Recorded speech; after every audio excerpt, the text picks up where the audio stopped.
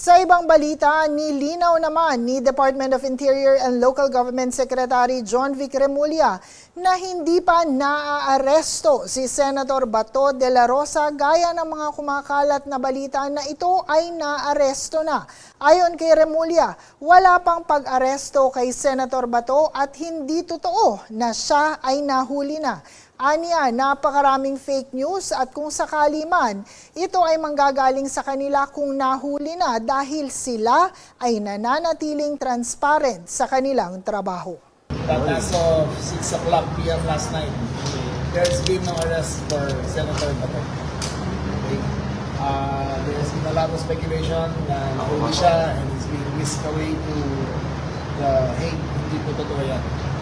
Nag-coordinate na po kami sa DOJ, nag-coordinate ang DLG, lahat ng law enforcement units. Senator Bato is still being hunted now.